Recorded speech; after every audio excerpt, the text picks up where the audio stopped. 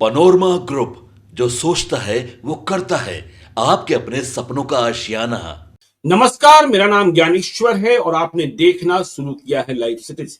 मेरे साथ रोज की तरह दिल्ली से जुड़ रहे हैं देश के जाने माने सीनियर जर्नलिस्ट अजीत द्विवेदी जी। अजीत जी, आज महागठबंधन की साझा प्रेस कॉन्फ्रेंस हो गई, लेकिन इसकी चर्चा करें उसके पहले हिंदी फिल्मों का एक बहुत ही प्रसिद्ध नगमा है, बहुत देर से दर पे आंखें लगी थी, हुजूर आते आते बहुत देर कर दी, हुजूर आते आते बहुत देर कर दी, मसीहा मेरे तूने बीमार ए गम की दवा लाते लाते बहुत देर कर दी। और अंतिम अंतरा है इस गाने का, कोई पल में दम तोड़ देंगी मुरादें, बिखर जाएंगी मेरे ख्वाबों की यादें, कोई पल में दम तोड़ देगी मुरादें, बिखर जाएंगी मेरे ख्वाबों की यादें, सदा सुनते सुनते खबर लेते लेते पता पाते पाते बहुत देर कर दी।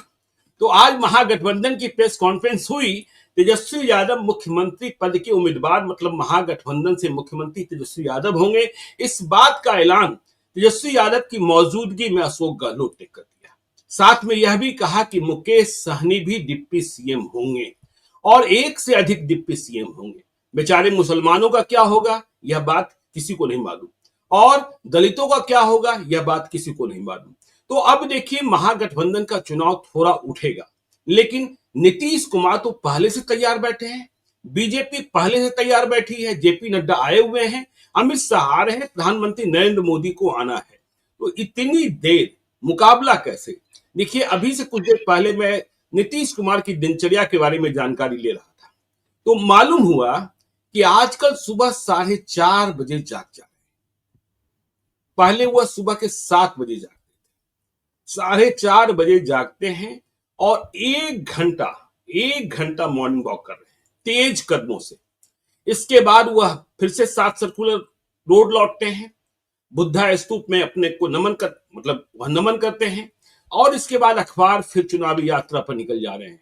तो इधर उनकी ये यात्रा और बिहार में घूम ही रहे हैं। अब नीतीश बनाम तेजस्वी, और हुजूर आपने देर कर दी है, यह बात तो सही है। अजीत जी, आगे आपकी टिप्पणी विमर्श हम लोग का बढ़ता चलेगा। देखिए ज्ञानेश्वर जी, हम लोग कल इस बात पर, इस प्रेस कॉन्फ्रेंस को लेकर के कल चर्चा कर रहे थे और ये अंदाजा था कि इस बात की घोषणा होनी है। ये इसके मतलब को समझने की जरूरत है। मतलब अभी क्या इसका असर होगा उस पर हम लोग आएंगे, पहले इसका मतलब समझना जरूरी है कि ये इस घोषणा की क्या जरूरत थी। देखिए, भारतीय जनता पार्टी नीतीश कुमार को आधिकारिक रूप से मुख्यमंत्री का दावेदार नहीं घोषित कर रही है, बिल्कुल नहीं, अभी तक नहीं किया। तो नीतीश कुमार या उनकी पार्टी इस बात के लिए मरी नहीं जा रही है कि आप हमारे नाम की घोषणा क्यों नहीं कर रहे हैं। वो रूट करके और कोप भवन में नहीं बैठे हुए नीतीश कुमार की हम यात्रा पर तभी निकलेंगे जब आप हमको मुख्यमंत्री का दावेदार घोषित करिएगा। बिल्कुल। तेजस्वी यादव कोप भवन में बैठे हुए थे पिछले 15 दिन से। वो सिर्फ एक दिन निकले दिल्ली आने के लिए, 2 दिन दिल्ली आए और 1 दिन नॉमिनेशन के लिए गए थे। उसके बाद वो कहीं चुनाव प्रचार यात्रा में नहीं गए। ऐसा माना जा रहा है कि वो इस जिद पर अड़े थे कि आप हमको मुख्यमंत्री का दावेदार घोषित करिए तभी हम निकलेंगे। तो तभी इसका मतलब समझने की जरूरत है। देखिए, उधर नीतीश कुमार या उनकी पार्टी कोई बेचैन नहीं है। बीजेपी नहीं कह रही है तो नहीं कह रही है, मत कहे। उन लोगों ने अनाउंस कर दिया है कि मुख्यमंत्री नीतीश कुमार होंगे और कहा कि अपना चुनाव प्रचार में वो लोग निकल गए हैं 25 से 30 फीट से नीतीश का नारा देकर के। इनका तेजस्वी यादव के लिए ये बात बड़ी जरूरी, जीवन मरण का सवाल इसलिए बन गई थी क्योंकि इस आइडेंटिटी की जिस पॉलिटिक्स में वो उलझे हुए हैं, जो चक्रव्यूह उन्होंने एमवाई समीकरण का लालू यादव ने बनाया हुआ है, उस चक्रव्यूह से निकलने का एक तरीका यही है कि उनको मुख्यमंत्री पद का दावेदार घोषित किया जाए। हम फिर दोहरा रहे हैं और पहले कई बार आपके साथ बातचीत में हमने कहा है कि वो आश्वस्त नहीं है यादव वोट को लेकर के। उनको जाता है 70-80% यादव वोट करता है, लेकिन हर बार उनको साबित करना होता है कि हमको सत्ता मिलने वाली है, सत्ता मिलेगी तो हम ही मुख्यमंत्री होंगे, या देखिए हम कितनी बड़ी संख्या में बदनामी उठा करके भी यादव लड़ा रहे हैं। बिल्कुल। तो इस आइडेंटिटी की पॉलिटिक्स का उनको एक मैसेज करना होता है।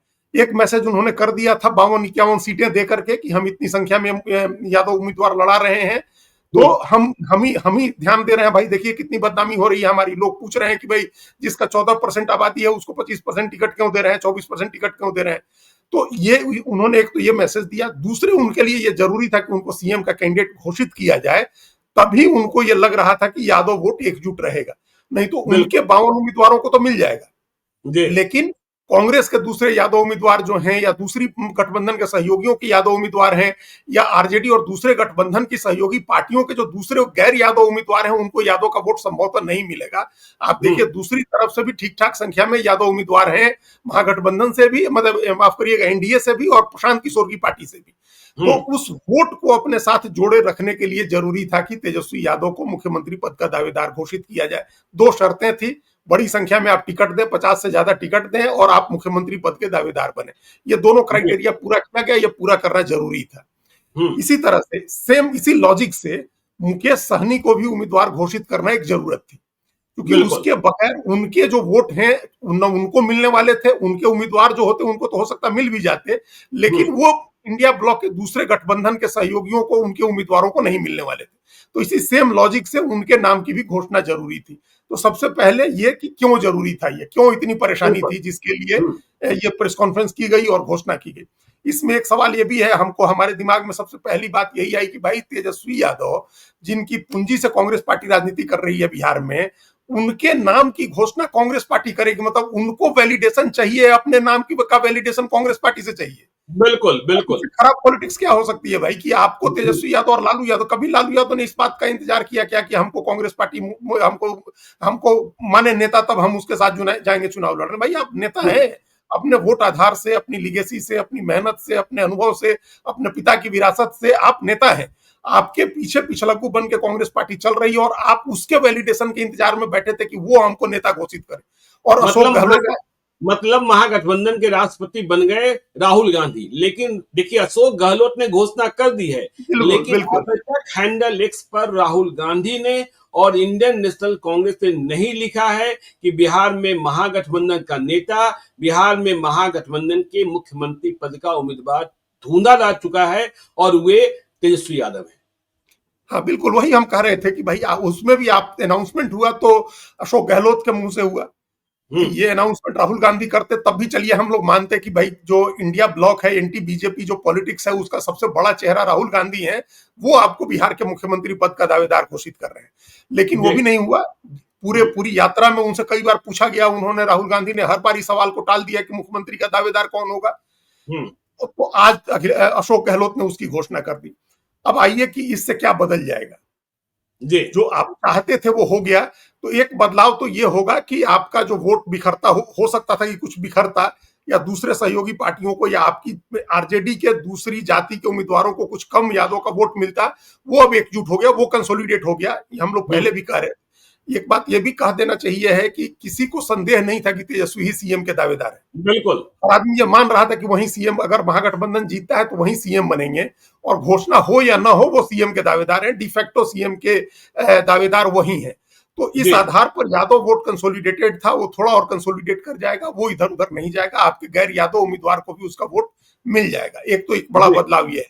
और उसी तरह से मुकेश सहनी का सेम लॉजिक से कि उनकी जाति का वोट उनको इंडिया ब्लॉक के साथ कंसोलिडेट होगा, मिलेगा। जहां उनके कैंडिडेट होंगे ज्यादा मिलेगा, जहां कैंडिडेट नहीं होंगे वहां कम मिलेगा। ये चीजें आपने कंसोलिडेट कर दी। लेकिन जैसे ही आपने ये एक कंसोलिडेशन किया, जैसे ही आपने पोलराइज कराने वाला एक डिसीजन करवाया, वैसे ही तो दूसरे वोट के पोलराइजेशन की संभावना भी आपने पैदा कर दी। बिल्कुल बिल्कुल बिल्कुल। अगर इस तरह पोलराइज होगा कि तेजस्वी को सीएम बनाना है और यादव इसके लिए सड़क पर आकर के और सारी तैयारी और एकदम पोलराइज्ड होकर के वोट करने जाएंगे, तो जो गैर यादव दूसरी जातियां हैं, पिछड़ी जातियां हैं, जो अगड़ी जातियां हैं या जो दलित जातियां हैं, उनका भी तो पोलराइजेशन होगा। आपने हम लोग पहले बातचीत में आपने तो हिंट कर दिया था उसमें कि भाई आपने मुसलमान नहीं बनाया। जैसे ही ये घोषणा हुई है वैसे ही बाढ़ आई हुई है सोशल मीडिया पोस्ट की, अलग अलग नामों से मुस्लिम और हिंदू सब ये लिख रहे हैं कि 18% वाले को तो आपने बंधुआ बना करके रखा हुआ है, उसके नाम की तो आपने कोई घोषणा की नहीं। हालांकि ये यह भी है कि वह वोट नहीं टूटेगा, वह वोट भी पोलराइज्ड ही रहेगा, क्योंकि ये पहला मौका नहीं है। हर बार ऐसे ही होता है, हर बार हम लोग देखते हैं कि कुछ मिलने की संभावना नहीं होती। आज तो हमने देखा एक मुस्लिम अच्छे पत्रकार की पोस्ट जिन्होंने किसी का शेयर किया, जो उन्होंने कहा कि भाई यहाँ भी अल्पसंख्यक कल्याण मंत्रालय ही मिलने वाला है। मतलब सरकार एनडीए की हो चाहे इंडिया ब्लॉक की बने, मुसलमान आप आइएगा तो सरकार बनेगी तो अल्पसंख्यक कल्याण मंत्रालय मिलेगा। तो ये स्थिति हो गई है, उनकी नाराजगी है। अब वो नाराजगी हो सकता है कि बहुत दूर नहीं ले जाए, क्योंकि एक भय का माहौल बना दिया गया है कि इस बार एनडीए जीती तो बीजेपी का मुख्यमंत्री होगा, वो भय है। अगर ये मैसेज हो जाए कि नहीं नीतीश कुमार ही हो रहे हैं, तब तो वो भय टूट जाए, फिर तो असदुद्दीन ओवैसी की पार्टी को भी वोट मिले, अभी भी उनकी पार्टी को वोट मिलेगा, और प्रशांत किशोर को भी वोट मिलेगा, और एनडीए के में जो नीतीश कुमार हैं और चिराग पासवान हैं, उनके 5 कैंडिडेट लड़ रहे हैं, उनको भी वोट मिलेंगे। जी। इसके बावजूद मेजोरिटी वोट उनको मिलेगा। फिर भी परसेप्शन के स्तर पर यह हुआ कि मुसलमान को आपने नहीं घोषित किया, आप उनको अपना बंधुआ पिछलगू मान रहे हैं। दूसरी बात यह है कि आपने दलित का भी घोषित नहीं किया। भाई क्या कारण है कि आप राजेश राम का नाम नहीं घोषित कर रहे हैं, और पहले उनको डरा करके उनकी कॉन्स्टिट्यूएंसी में रखा कि वहां आरजेडी अपना कैंडिडेट दे सकती है, सुरेश पासवान वहां आरजेडी के कैंडिडेट हो सकते हैं। ये पहले वहां एक माहौल बनाया गया, और अभी भी एक देखिए ये इतना बड़ा ज्ञानेश्वर जी खतरा है कि पासवान वोट देगा या नहीं देगा, ये चुनौती, ये खतरा हमेशा बना रहता है एनडीए के साथ कि पासवान उसकी तरफ जाएगा या नहीं जाएगा। तो वहां मांझी के कैंडिडेट हैं, तो हो सकता है कि उनको नहीं मिले, तो पासवान क्या करेगा? इस मजबूरी में अगर आप हैं कि वो कर ही देगा राजेश राम को वोट, तो ये नहीं, ऐसा हो सकता है नहीं भी हो ऐसा। इस बात को समझने की जरूरत है, क्योंकि महादलित और दलित, उसमें पासवान वर्सेज महादलित का जो झगड़ा है वो बहुत डीप रूटेड है, बहुत डीप रूटेड है, और ये आरक्षण के वर्गीकरण वाले सवाल के बाद तो और बढ़ गया है वो झगड़ा।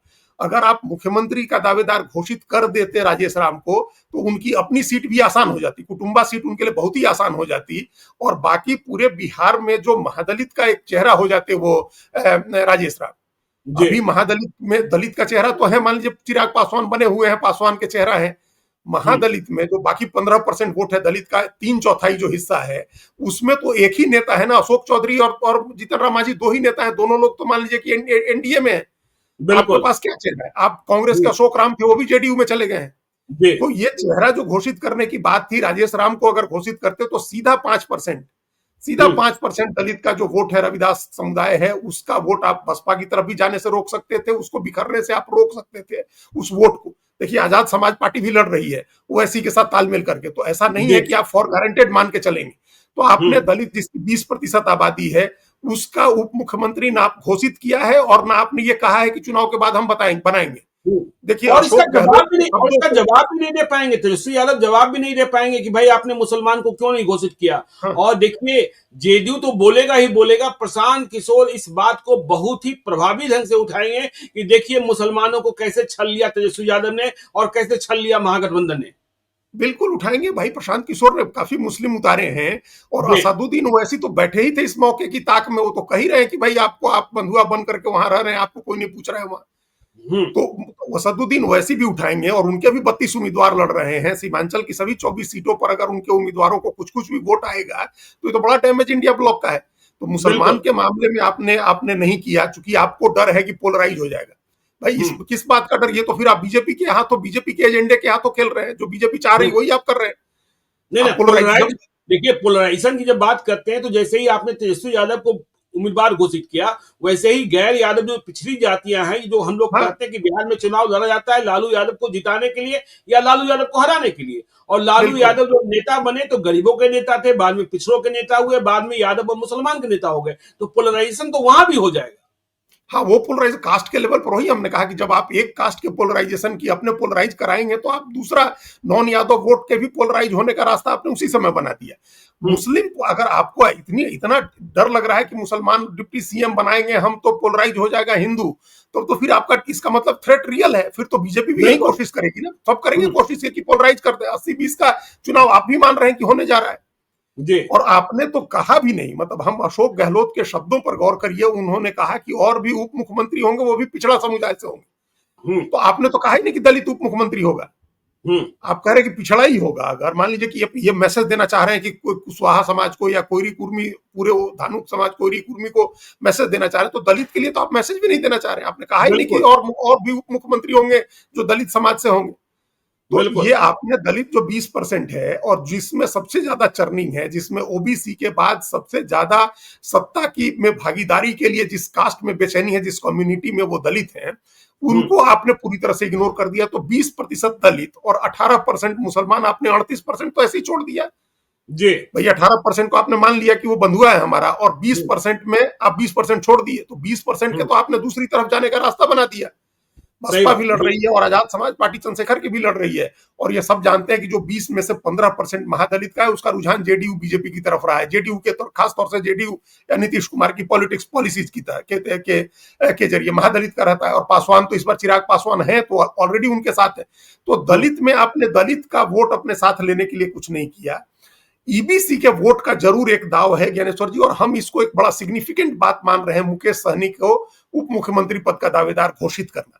ये एक बड़ा इंपॉर्टेंट डिसीजन है ये, क्योंकि इसको लेकर के सबसे ज्यादा हिचक थी। तेजस्वी यादव मुख्यमंत्री होंगे इसमें कोई हिचक नहीं थी। ये तो सिर्फ एक पोजिशनिंग थी, पोस्चरिंग थी, जो कांग्रेस डिले कर रही थी, उनकी धड़कन बढ़ा रही थी उनको परेशान करने के लिए, ज्यादा सीटें लेने के लिए या दूसरी चीजों के लिए।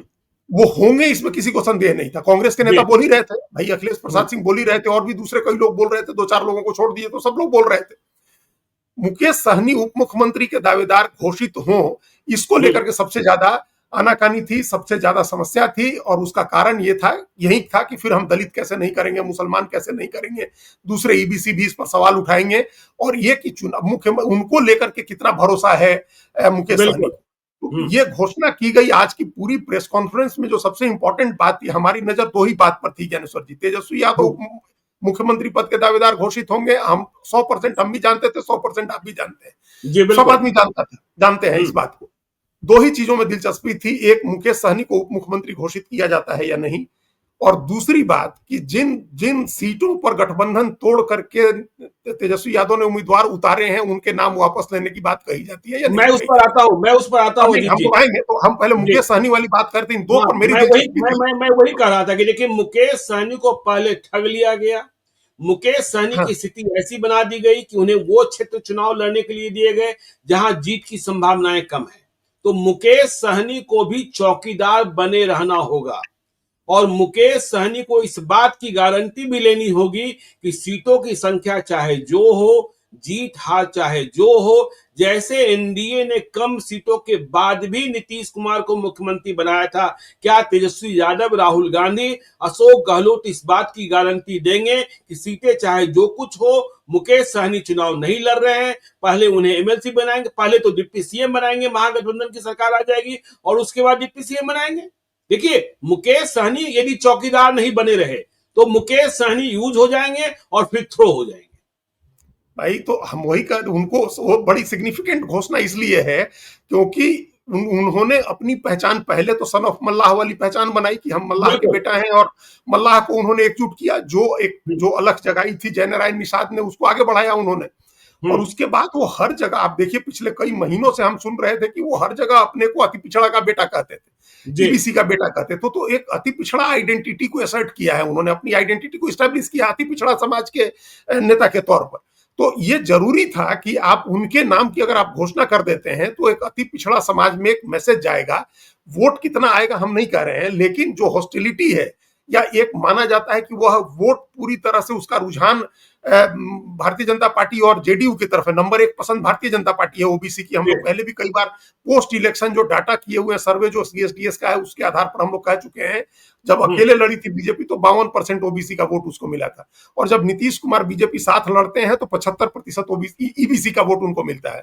माफ करिएगा, ओबीसी नहीं, ईबीसी का। तो वो वोट जो परसेप्शन है कि एनडीए को जाता है, वो वोट अगर हमको पूरी तरह से आरजेडी की तरफ नहीं मुड़ जाए तब भी हॉस्टिलिटी कम हो जाए, उसको ये भी लगे कि चलो यहाँ भी एक अति पिछड़ा समाज का व्यक्ति उप मुख्यमंत्री हो रहा है। तो ये मैसेज देने के लिए जरूरी था कि आप चूंकि आइडेंटिटी बना ली है मुकेश सहनी ने, तो उनके नाम की घोषणा कर दो।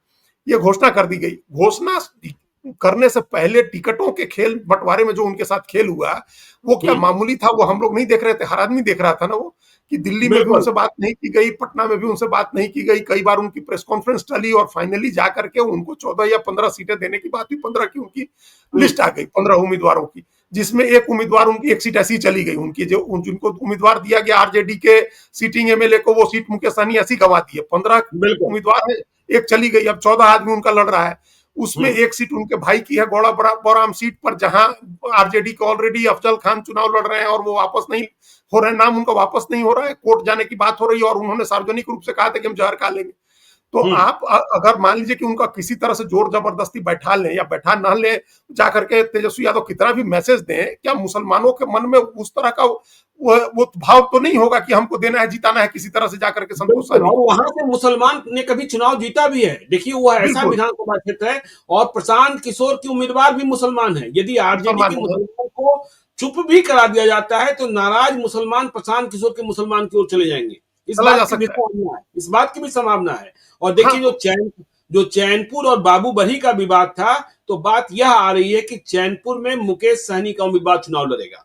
देखिए चैनपुर में मुकेश सहनी का उम्मीदवार चुनाव लड़ेगा, मतलब जो उनके प्रदेश अध्यक्ष हैं बाल गोविंद बिंद, और जो गोविंद बिंद। भाजपा से आए थे ब्रजकिशोर बिंद, जिन्हें आरजेडी का सिंबल दिया गया, शायद उन्हें मना किया जाएगा। लेकिन बाबूबरही में जहां गुलाब यादव की बेटी वीआईपी की उम्मीदवार हैं, उनके पक्ष में मुकेश सहनी शायद कुछ न कर पाए, क्योंकि जो आंतरिक सहमति है उसमें बात यह है कि जो वहां राजद का उम्मीदवार है वह चुनाव लड़ेगा, और गुलाब यादव के पक्ष में मुकेश सहनी कुछ न करें।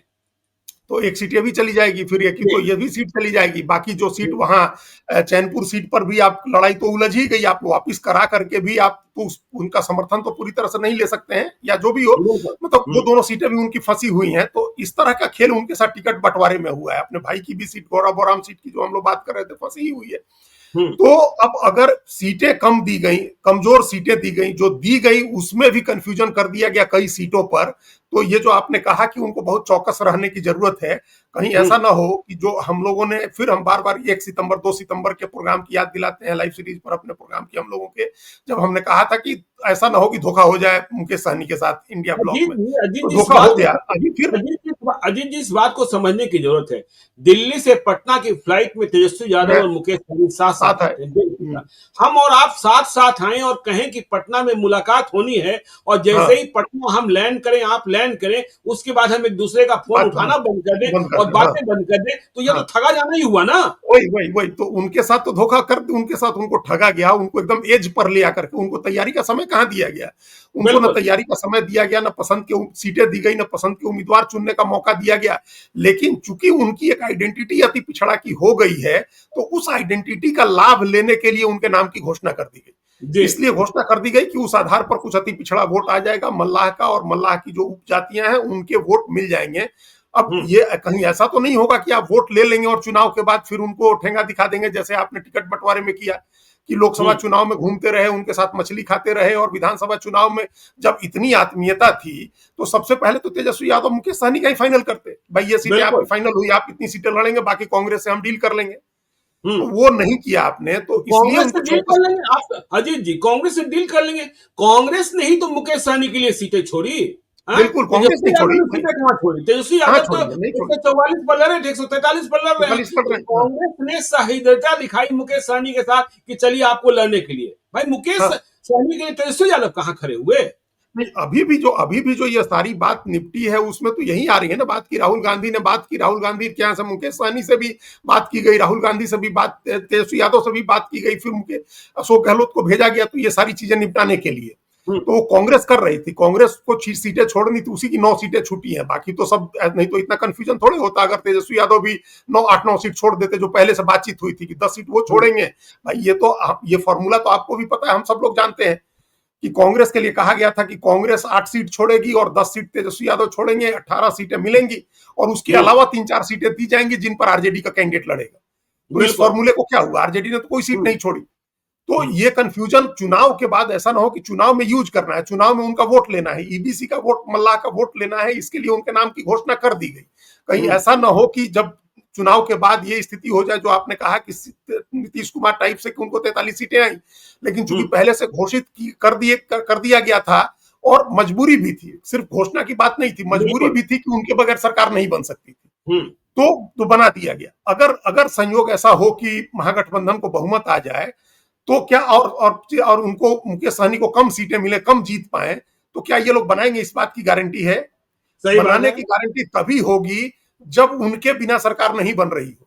लेकिन वो इतनी सीटें लड़ ही नहीं रहे हैं कि उनके बिना सरकार नहीं बने, ऐसी स्थिति हो आ जाए, इसीलिए तो वो ज्यादा सीटें लड़ना चाह रहे थे। तो ये अविश्वास का माहौल बना रहेगा, और इस अविश्वास के माहौल बने रहने का जो नुकसान ग्राउंड लेवल पर होगा।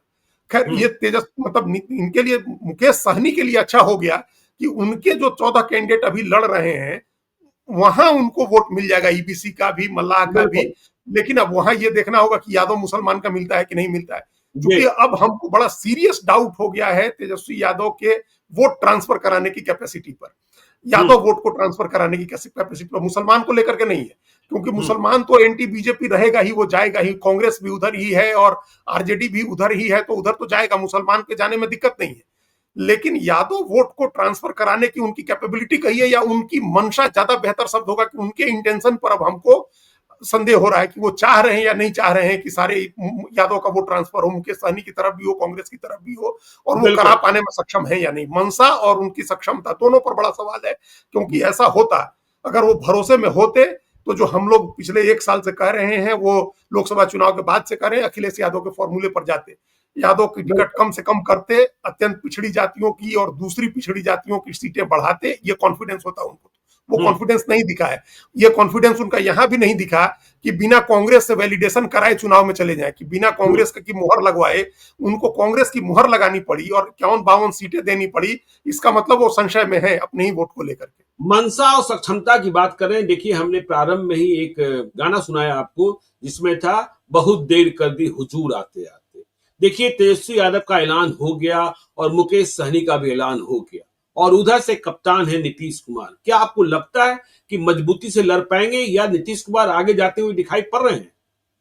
समय देखिए इतना हम बड़ा लोग है कि तेजस्वी लड़ लेंगे?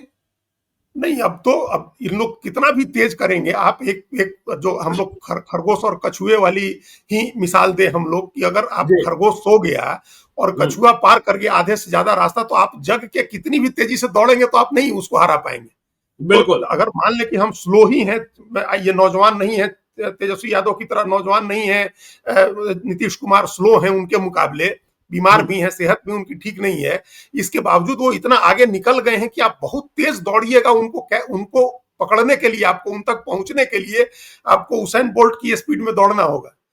वो आपको मामूली स्पीड से आप उनको अब नहीं पकड़ पाएंगे, और जी उतना स्पीड पकड़ने के लिए आपके पास समय बहुत कम बचा हुआ है। हम्म उधर से ये कहा जा रहा, अब इधर से बार बार प्रेस कॉन्फ्रेंस में भी कहा गया कि आप बताइए आपका नेता कौन है। भाई वहां हम्म किसी को चिंता नहीं है, नीतीश कुमार को कोई चिंता नहीं है। नीतीश कुमार ने एक बार नहीं कहा कि आप हमारा नाम घोषित करिए, न उनकी पार्टी बिल्कुल कह रही है हमारा नाम घोषित करिए, और बिना कहे बीजेपी के अनेक नेता कह रहे हैं कि नीतीश कुमार ही मुख्यमंत्री होंगे। ये बात सम्राट चौधरी कह रहे हैं, आज ही हम राजीव प्रताप रूडी का सुन रहे थे कि वो थे, हैं और मुख्यमंत्री रहेंगे नीतीश कुमार। हम्म तो वहां इस बात का भी कोई कंफ्यूजन नहीं है। और जैसे ही अब जो हम लोग जिस संदर्भ में बात कर रहे हैं, कैच करना, एक तो क्या है कि आप उतना क्षेत्र आपको कवर करना है 121 कॉन्स्टिट्यूएंसी का। कहा जा रहा है कि राहुल गांधी आएंगे और आप लोग 28 तारीख से दोनों की सभा, 28 तारीख के बाद रैलियां होंगी, तो आप नहीं कवर कर पाएंगे इतने बड़े क्षेत्र को। एक तो ये है, अगर कवर कर भी पाए तो सिर्फ देखने, हाथ हिलाने वाली रैलियां होंगी, सभा होगी, लोगों के साथ कनेक्ट करना, एक माहौल बनाना, ग्राउंड पर जो तमाम सहयोगी पार्टियां हैं उनके साथ तालमेल बनाना, ये एक मुश्किल टास्क हो गया है, एकदम नामुमकिन की तरह मुश्किल टास्क हो गया है। और हम्म दूसरी बात यह है कि जो चुनौतियां आ गई नई, जैसे ही बिल्कुल घोषणा की वैसे ही नई चुनौतियां आ गई। नई चुनौती यह है, जो चुनौती कांग्रेस कह रही थी कि तेजस्वी यादव के ऊपर चार्ज फ्रेम हो गए हैं 2 मामलों में, हम्म भ्रष्टाचार के 2 मामलों में चार्ज फ्रेम हो गया है, तो इसका जिक्र होगा अब चुनाव में कि चार्ज फ्रेम है और ऐसा आदमी आप मुख्यमंत्री पद का दावेदार ले आए, एक चार्ज फ्रेम होने की बात होगी। दूसरा ये होगा कि एंटी जो यादव अन्य जातियों का पोलराइजेशन है वो बहुत ज्यादा हो जाएगा। तीसरा, दोनों के चेहरों की तुलना होगी।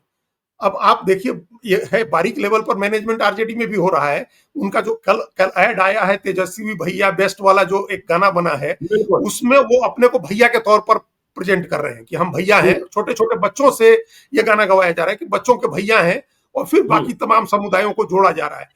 और उधर उनको जो तमगा मिला हुआ है नीतीश कुमार को, वो चाचा का मिला हुआ है। हम्म तो चाचा और भैया का तमगा है। आप एक टारगेटेड ऑडियंस, टारगेटेड ग्रुप को निशाना बना करके आरजेडी चुनाव लड़ रही है। उसका टारगेटेड ग्रुप यूथ है। मान लीजिए कि रोजगार की बात कर रहे हैं, नौकरी की बात कर रहे हैं, अपने को भैया की तरफ प्रोजेक्ट कर रहे हैं। अखिलेश यादव भी अपने को भैया, अखिलेश भैया ही कहे जाते हैं, उनको भी उसी रूप में प्रोजेक्ट किया जा रहा है।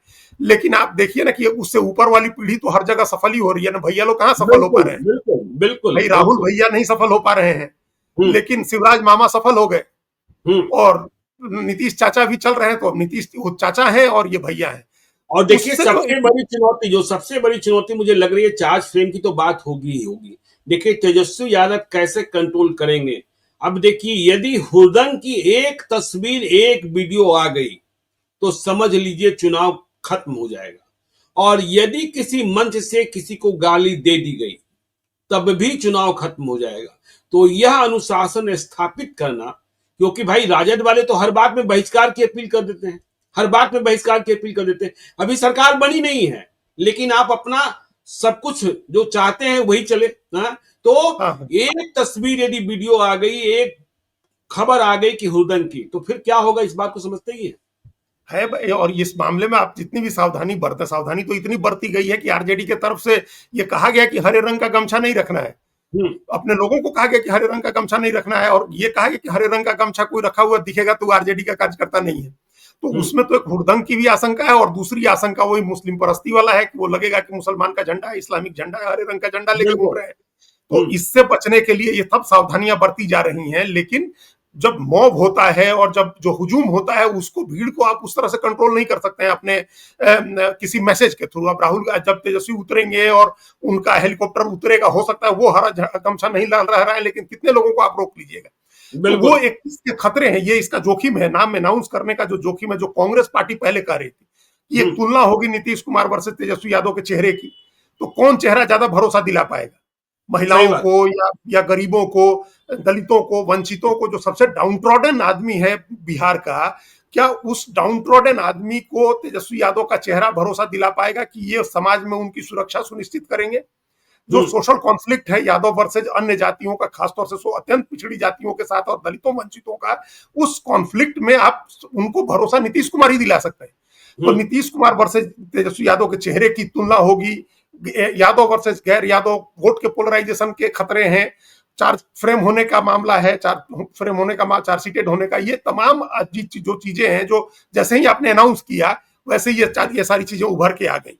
फिर आरजेडी का राज याद दिलाना, मतलब ये कंटिन्यूटी की बात हो जाएगी कि भाई लालू यादव रहे, राबड़ी देवी हुई, और उसी राज की कंटिन्यूटी तेजस्वी यादव लेकर के आएंगे, चाहे आप कितनी भी सफाई दें इस बात की। आप बार बार कह रहे हैं, तमाम ऐड इस बात को बता रहे हैं कि ये नई सरकार है, तेजस्वी की सरकार है। लेकिन जैसा प्रशांत किशोर कहते हैं, हर जगह उन्होंने कहा कि भाई कैसे हम मान लें कि आप बदल गए हैं, जब सारी चीजें, सारा रवैया जो आपने कहा कि हम बहिष्कार कर देंगे, या इनको गाली दिलवाओ, इनको ट्रोल कराओ, इनके पीछे लोग छोड़ दो, इनको परेशान करो, तो ये रवैया अगर नहीं बदलेगा आपका, अभी से आपका यही रवैया है, तो फिर आप कैसे यकीन दिलाएंगे दूसरे लोगों को? बिल्कुल। तो ये अभी कई फॉल्ट लाइंस हैं। जैसे जो हम लोग, वो बात है अपनी, जो हम कह रहे थे कि आपने कैंडिडेट कहां वापस किया, आपने जो गठबंधन, फ्रेंडली फाइट क्या होती है? कोई फ्रेंडली फाइट नहीं होती है। फ्रेंडली फाइट में कोई जीतता है क्या? फ्रेंडली फाइट में कोई नहीं जीतता है। ये आपको, आपकी मनसा खराब है, या गठबंधन में वो नहीं है, भरोसा नहीं है, तो इसका भी मैसेज आएगा। और जो पॉलिटिक्स बहुत ब्रूटल गेम है, आप देखिएगा तमाम जो इनकी विरोधी पार्टियां हैं, वो किस किस तरह से बातें लेकर के जनता के बीच में जा रही है। सारी बातें जनता को बताई जाएंगी, उसके बाद जनता को चुनना है। तो ये एक अपनी एक जो उनकी एक कॉम्प्लेक्स था अपना, कि हमको नहीं घोषित किया जा रहा है तो हम नहीं जाएंगे, वो कॉम्प्लेक्स दूर हो गया। ईबीसी को अपने साथ जोड़ने का एक बड़ा दाव चल दिया गया, लेकिन इस पर कितना भरोसा करेंगे लोग और कितना पोलराइज होंगे, ये देखने की बात होगी।